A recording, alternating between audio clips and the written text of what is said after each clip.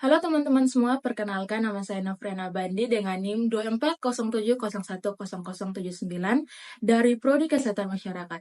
Tujuan saya membuat video ini untuk memenuhi nilai ujian tengah semester pada mata kuliah Biomedik 2. Materi yang saya pilih seperti yang tertera pada slide, yaitu patologi. Patologi adalah ilmu yang mempelajari the way things go wrong dalam tubuh manusia.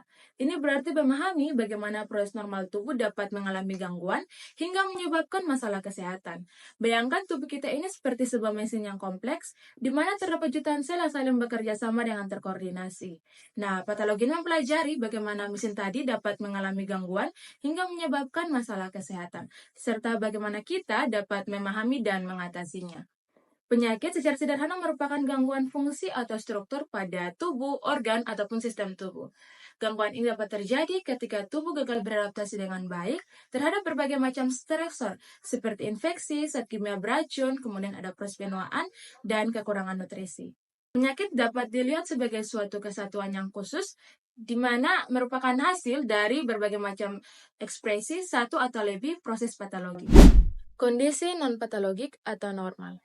Dalam kondisi normal, tubuh secara konstan akan melakukan ribuan penyesuaian setiap detik untuk menjaga keseimbangan internal yang biasanya kita sebut dengan homeostasis. Contohnya, saat kita berada di luar ruangan dengan suhu yang terlalu dingin, maka tubuh akan menggigil untuk menghasilkan panas. Lalu saat kita berada di suhu atau di ruangan dengan suhu yang panas, maka tubuh akan bereaksi mengeluarkan keringat untuk mendinginkan dirinya. Dan saat kita kehilangan cairan, maka kita akan merasa haus dan terdorong untuk minum. Ketidakmampuan menjawab stimuli.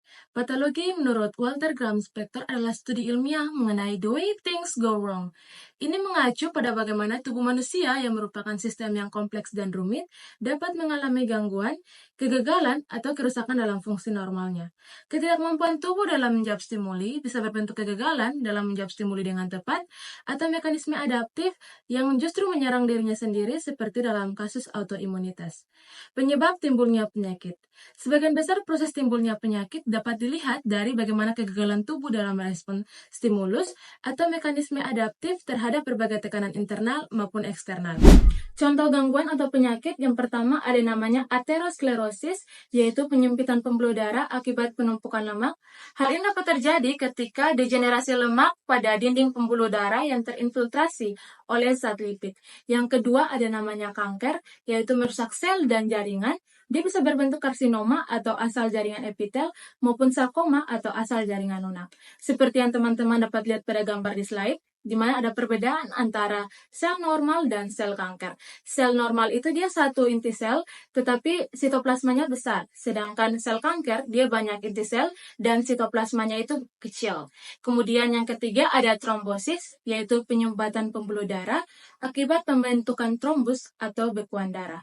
Yang keempat ada stres, berat badan, tarikan, tekanan, atau mekanik lain yang mengganggu homeostasis organ. Seperti yang teman-teman lihat pada gambar di slide, di mana ada pergelangan kaki yang cedera, yang merupakan contoh langsung dari gangguan mekanik. Dalam hal ini cedera akibat tarikan ataupun tekanan. Lalu area merah, dia menunjukkan inflamasi, yaitu reaksi tubuh terhadap cedera dan gangguan homeostasis lokal. Klasifikasi keadaan patologi, yang pertama ada namanya inflamasi atau radang atau peradangan, yaitu reaksi tubuh terhadap cedera maupun infeksi. Ditandai dengan kemerahan, panas, bengkak, nyeri, maupun gangguan fungsi. Reaksi inflamasi ini sebenarnya adalah mekanisme pertahanan tubuh yang sangat penting untuk melawan infeksi maupun memperbaiki kerusakan jaringan. Yang kedua ada namanya degenerasi, yaitu perubahan fisik dan kimiawi pada sel, jaringan, maupun organ yang dapat menyebabkan penurunan fungsi. Penyebabnya beragam, mulai dari penyakit, penuaan, cedera, maupun kekurangan nutrisi. Ketiga, ada namanya neoplasia, yaitu pertumbuhan sel abnormal. Pertumbuhan ini biasanya membentuk massa yang disebut dengan tumor. Dia bisa bersifat jinak atau non-kanker, maupun ganas atau kanker. Batasan pengertian penyakit atau disease. Penyakit adalah gangguan dengan penyebab yang spesifik dan tanda serta gejala yang dapat dikenali. Penyakit juga dapat didefinisikan sebagai kelainan tubuh ataupun kegagalan fungsi, kecuali yang diakibatkan langsung oleh cedera fisik. Penyakit dapat disebabkan oleh berbagai faktor termasuk hereditas, diet, infeksi, maupun lingkungan. Kategori penyakit yang pertama ada namanya penyakit akut. Dia memiliki gejala yang parah tetapi berlangsung dalam waktu yang singkat, seperti flu, demam tifoid, maupun infeksi saluran kemih. Yang kedua ada namanya penyakit kronis. Dia berlangsung dalam waktu yang lebih lama tetapi memiliki gejala yang relatif ringan, seperti diabetes, hipertensi, maupun penyakit jantung. Yang ketiga ada namanya penyakit fungsional. Penyakit fungsional ini dia merujuk pada penyakit yang mempengaruhi fungsi ataupun kinerja tubuh tanpa kerusakan jaringan yang tampak.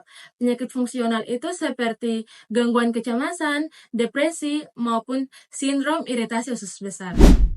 Faktor-faktor penyebab perubahan patologis, yang pertama ada namanya pathogens atau penyebab penyakit, yang kedua ada namanya racun atau poisonous kimia, ketiga radiasi, keempat inflamasi, kelima degenerasi, keenam akumulasi substansi abnormal, ketujuh defek metabolik, kedelapan gangguan nutrisi, dan kesembilan karsinogens. Cabang patologi yang pertama ada namanya sitopatologi, adalah cabang sitologi yang mempelajari perubahan pada sel. Yang kedua ada yang namanya histopatologi, adalah cabang histologi yang berhubungan dengan perubahan jaringan. Kedua cabang tersebut bertumpu pada pemeriksaan sel jaringan tubuh di bawah mikroskop laboratorium patologi anatomik. Demikian materi patologi yang dapat saya jelaskan. Sekian dan terima kasih.